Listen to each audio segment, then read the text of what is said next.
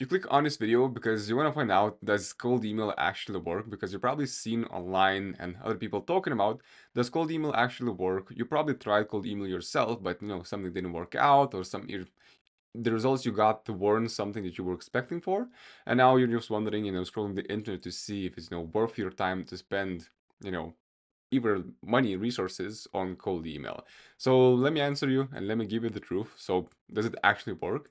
And yeah, it fucking does work, but you must have these 5 things in place to actually make it work, because cold email right now isn't the same way as it used to be, right? That has gotten a bit difficult, but it's a good thing because a lot less people are, scared of doing the difficult thing. But once you know how to, kill that difficult thing, then you are able to have amazing results with cold email. Because I myself send around 2 million cold emails a month for my clients. So I feel like, I'm pretty good at it, right? So the 5 things is infrastructure, copywriting, personalization, because right now we are in a trust recession, so people don't know what is AI, what is not. Volume, and the fifth thing, I'll keep it as a surprise because that's probably the most important thing, and I need you to watch this video whole way through because these are the 5 things you need to know. All right. So about the infrastructure. Okay, let's come here. So what usually happens, what I see when I look at my clients' accounts, or people I see online, what they use old school tactics, right? That's not something that's convenient right now or efficient. They either spend a ton of money like getting Google Workspace accounts, and the whole software crashes. Basically the whole system crashes. And what you need is something that is efficient, that is cost efficient, and you are actually able to get good results and deliverability with it. Because, right, if you're sending a lot of email and nothing lands in the prospect's inbox, then what's the point of sending cold emails, right? So I'm gonna walk you 3 methods which you could use to build out your infrastructure, so you're able to land in the inboxes of your prospects. So method one, I'll call it a newbie method. Basically, these are 2 options, which you either buy Google accounts from Google Workspace, or you buy Microsoft accounts from Outlook accounts, right? Outlook business accounts. Each of them costs $7, $7.20, right? Sometimes the cost varies, sometimes a bit more, sometimes a bit less, depending where you get them. Well, usually people just get them from Workspace, so you need to get those accounts. And what's usually the process of building such, infrastructure with these is they buy one domain, right? One domain costs around $11, $12 to get one. Sometimes you get discounts depending on which website you buy it from, right? And if you want to get a ton of cold emails accounts, you need to buy a ton of domains, right? So usually what people do is buy 20, for example, 20 domains, and they buy for each domain, they buy 3 accounts, right? 3 email accounts. So each email account is $7. So 20 times 3, 7. And you are spending $226 for domains one time. It's a one-time fee, and $420 for email accounts, which is a monthly cost.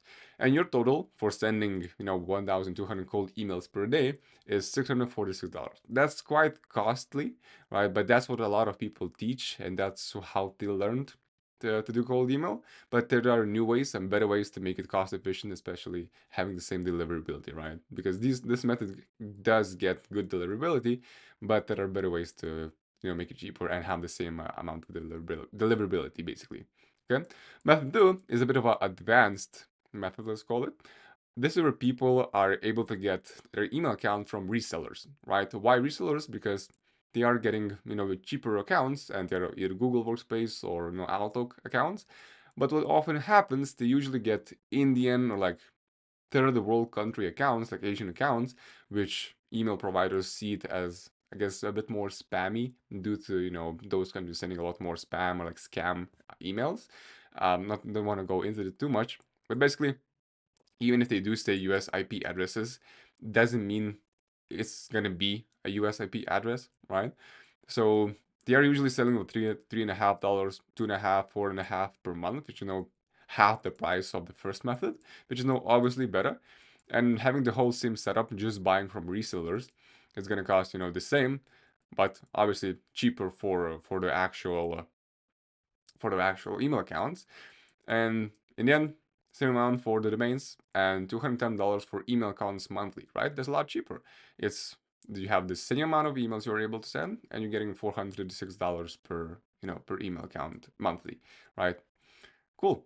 Now, the third method is the secret sauce. It's actually, just to be upfront, this is my own software, and I'm not here to sell you it. I'm just here to give you tips on how you can make your infrastructure cheaper, because I use it myself, and I want you to use it as well because it's a lot cheaper, and you'll see it, right? So this is called MailSteady, right? MailSteady.com. And we have a bunch of plans, a bunch of different plans. I don't want to go into them because, again, I'm not here to sell you this. I want to teach you about the infrastructure and how to actually make cold email work for you without spending thousands of dollars every single month. All right. So basically, how we do it is you buy domains, and for each domain you get 100 inboxes, right? These are Outlook accounts, and they have the same deliverability as the first two methods I've showed you, and they work, right? So I'm sending millions of cold emails per month with these accounts, right? It works as of right now. It may not work in a couple of months, in a year, right? Because the cold email game changes quite often, and you have to, adjust to it. So as of right now, if you have the chance, use it and abuse it, basically. So yeah, if the same thing you do, you're able to, get one domain, 20 domains for each. For one domain, it will be costing between 20 domains will cost you $44 each, right? So you're spending $0 for domains because we buy you the domains actually, and $880 for email accounts monthly. But for those $880, you are able to send 30,000 emails per day, right? So as the previous examples, you were sending 1,200 emails per day. Here you can send 30,000 emails, okay? But if you don't want that too many emails, because probably that's a bit too hard to handle at first, and you only want to send 1,200 emails per day, and what you're gonna do is we'll get you one domain. You buy this starter plan with one domain, and you are able to send 1,500 emails per day for only $49 a month, right? That's a whole infrastructure. And once you have this whole infrastructure built out, it's really cheap to scale, right? Because with email, it's a numbers game, it's a math game. If you find something that works, you are able to, scale it really quickly. And with MailSteady, you're able to do that really fast. Okay, but I'm not trying to sell it. I just want to show you how everything works. Okay. Now, the second thing you need to have that to make cold email work is the copywriting. Something that people are able to read and actually learn about, what you do. Okay, so usually what the whole copywriting game, how it's supposed to be, how it used to be, is people, learn copywriting, how to write cold emails from one guy. That guy taught other people how to write, and it's basically ongoing, sequence of people that learned it the old way. The old way was actually writing like long copies and something that, is annoying to read, basically. Let's go this way. So here's an actual example. I've got an cold email for myself, and this was another cold email. I just got it from the internet. These are like quite long. This one is decent, right? You can still go with it. But this one, for example, is way too long. And what happened with these emails, to talk about me, right? People don't care. Okay, people don't care about you. This guy, hope you're doing well, right? I know I could get you additional 50% sales results with your AdWords campaigns. They don't even know if I do AdWords, so it's a bad thing already. Are you interested in seeing how much these new strategies will work for your campaign as well? I have 15 years experience. I know I can help. How? Wait, why it's everything about you? It's nothing. I literally didn't get no value from this email, right? So I didn't want to even read this one. It's everything about the company and that stuff, because research shows that 30% of people that do open an email just glance with under 2 seconds of it. So literally just open and click it. And usually it happens because the emails are too long. It's not worth their time to read all the way through. 41% of people actually lurk around for 2 to 8 seconds. So I don't think people are able to read these emails within 8 seconds, right? And 29% of people stay for longer than 8 seconds, right?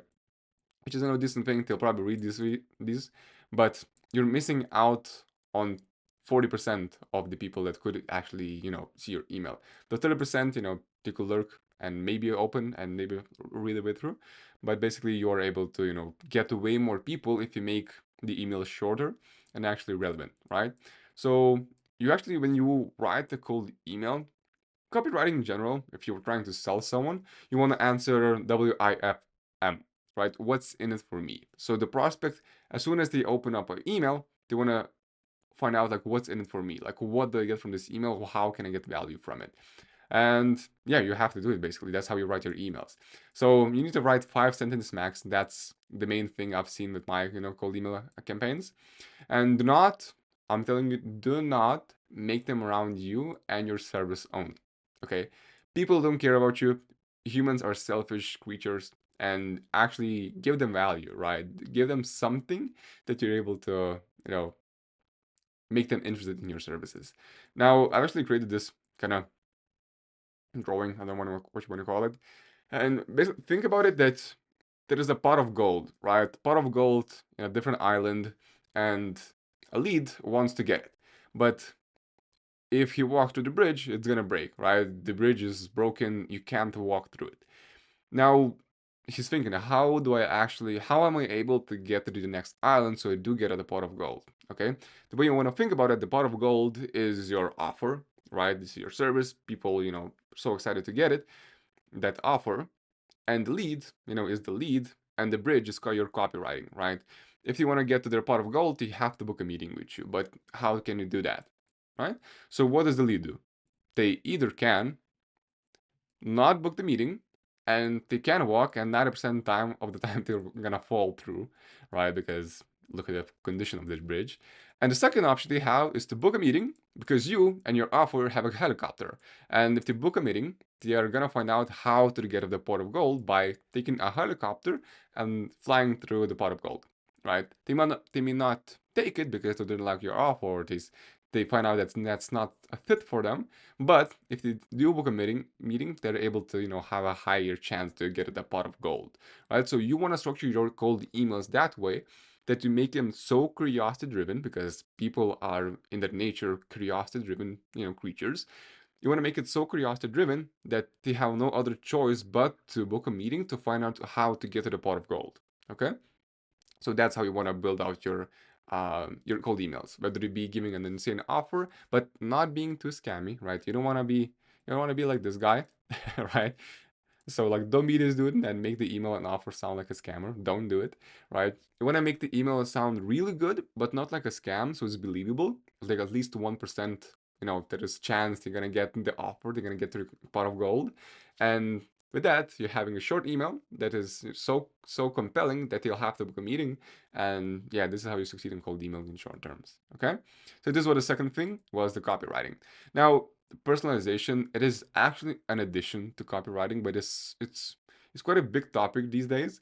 So I actually just put it as a, third option basically, which is, you want to make your email personalization so good that they will, AI wrote this, but I can't prove it. That's a meme. Basically want to make it so good people don't know if it's AI or not. I actually do get quite a lot of replies, and you'll get it as well when you have good personalization, that even if they know it's AI, they sometimes even congratulate you, like, hey, like this was good. Or sometimes like, yeah, I'm not sure if this was AI, but yeah, let's go on, let's book a meeting. Okay, so bad examples of, personalized lines and personalization, that's which you don't want to do. Please don't do it. I saw you do remodeling. That's amazing, and with no fluff. This is just pure shit. I noticed you went to University of Florida. That's cool. That's People don't care about this, right? You want to make your code literally this. It just goes to the trash, trash bucket, and you want to make your personalization so good. It seems like you actually know the person and you actually took your time and did the research. Okay, it's you can even make it as if, for example, that guy or like girl went to a seminar and you were like next to him or her, sitting there and actually finding out more stuff about them, and then you can take that info and put it in an email basically. So that's what you want to do with personalization. Make it so freaking good, people will not know how to get it, and it will seem as a human did it, and a human actually took time to put in the effort and find out more about the prospect. Okay, so how to make good personalization is you can make AI add 1 to 2 spelling mistakes to have a human error per sentence, which actually works really great. That's a great tip if you do already have personalization going on. Try it out. Speak their language in terms of how educated they are, right? You can make, because sometimes AI is just plain stupid. Let's call it that way. You want to make it with their education level. For example, some contractors, people doing manual labor, they sometimes don't have like high education, which in their life. So you don't want to talk, like full on business minded and cool stuff about it. And in other case, for example, financial, advisors or consultants, wherever, they are educated. They're people, with real careers and real, uh, school achievements. So you want to make them make you want AI a bit smarter. And yeah, basically you can put in the like Hemingway writer, and you'll be able to write on terms of like grade levels. Okay. And yeah, and just a tip for writing personalization and creating prompts and such, you literally like this meme, you have to, get yourself in front of the mirror, and when you do write personalization, think of it that absolutely everyone knows about AI and how to create personalized lines. So you have to make it so good that people will not, find out that's actually AI. It's obviously quite a hard, task to do, but once you get it, it's freaking amazing how well it works. And you'll have freaking amazing results. And yeah, by making good personalization, you actually know where they actually hang out. So people usually have their website, testimonials and such. You can take info from there. Facebook, LinkedIn, X, Instagram, Reddit, TikTok, wherever they hang out. For example, financial advisors, they often like hang out on LinkedIn. They have a website, sometimes on Facebook, right? Maybe some like, for example, targeting agencies, they could be on X, Instagram, not really Facebook. Reddit could be websites, that kind of stuff. So you have to know your, ICP, your ideal client persona, and make the personalization actually talk to them rather than, just being basic, basically. So yeah, that's the whole thing about personalization.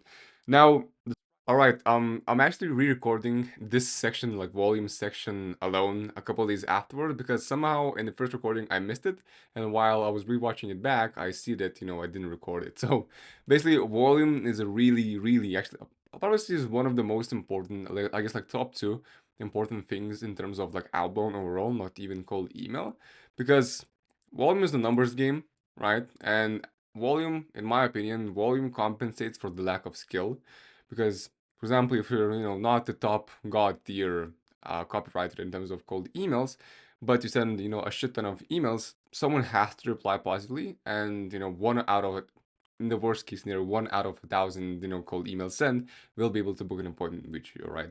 Obviously, for such things, you have to have a quite a big target market, but there are horizontals, there are verticals you can target, and I'll probably explain a bit, some other video, I guess.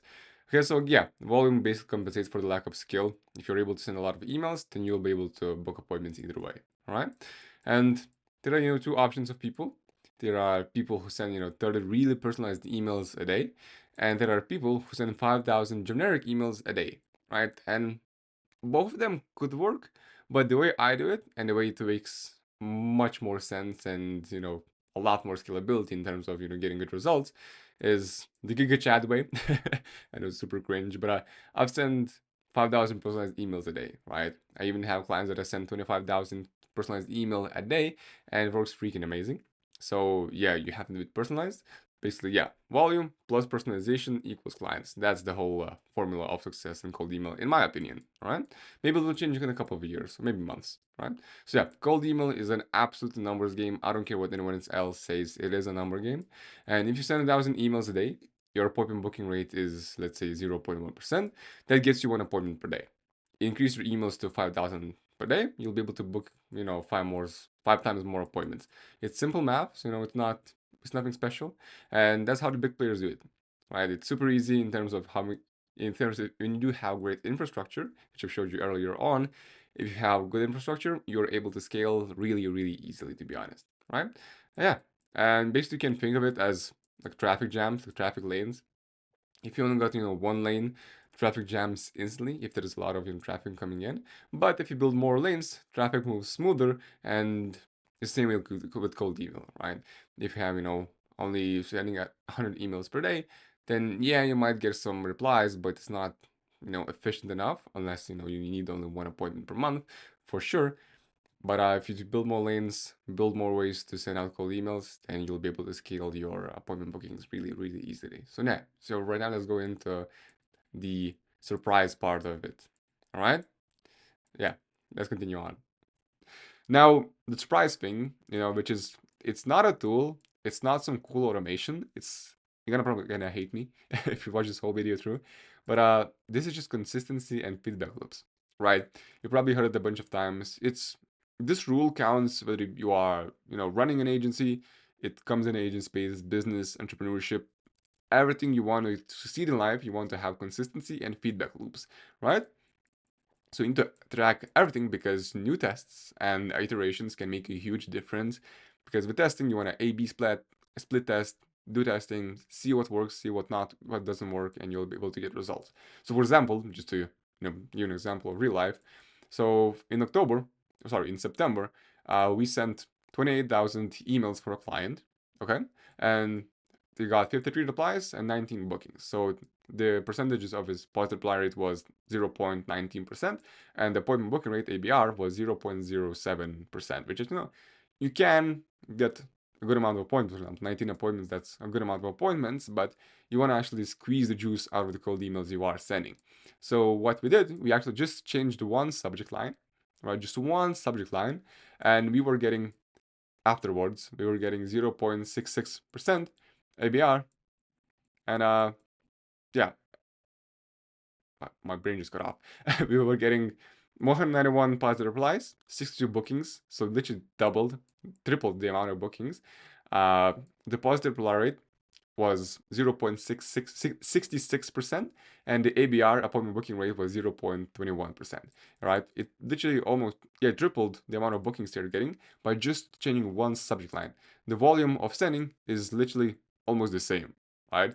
So the client was pumped, and the return on investment was way, way, way, way bigger. All right. Now the life cycle of testing is basically you get a new campaign, right? You test it out, then you see if you get results after sending out 3,000 emails to your prospects, and see if you can find something what's working, what not worked. Do you need to have a completely different campaign? Do you need to try out a new sentence, a new personalized prompt, a new subject line in our case? So yeah, you find out, you do a new test, and does this test bring better results, right? If it brings better results, awesome. You keep going at it, and you add a new campaign if you want to, just to have a new winning copy, so you're able to do it this cycle every single time. And if the new test gives both results, then you're able to create again a new campaign, a new test from the initial result or whatever, and you're able to find out what works and what doesn't. So that's basically the whole thing. Once you have these 5 things: the volume, infrastructure, copywriting, personalization, and consistency, this is like you become like Thanos of cold email. You literally can, you just snap your fingers and get freaking amazing results, right? As you can see, my client booked 62 appointments per month, right? And if you're able to close 10%, 20% of those appointments, that let's say only 50 of them show up, you're able to close 20 to like 10% of them. You're getting like what? From 5 to 10 clients a month, which is freaking amazing, right? You just have to have your service delivery there. So yeah, basically become famous once you have these 5 things. If you have any questions, just let me know. And actually, just a shameless plug. No worries if you want to join, but basically we have this outbound circle Skool group, which I've just created. It's literally empty. I don't know by the time you're watching, but basically in a couple of months I'll be adding, weekly, like three times a week, a coaching calls, just so you could have anything about outbound. It doesn't have to be cold email. I'll have a full-on, program, so you can watch and actually create stuff yourself. So you could, start your cold email journey or your outbound journey in general. So you could get your agency more clients coming in and appointments coming in. So yeah, that's a free group. If you want to join it. If not, it is what it is. I'll put the link down below in the description, and I'll see you next time.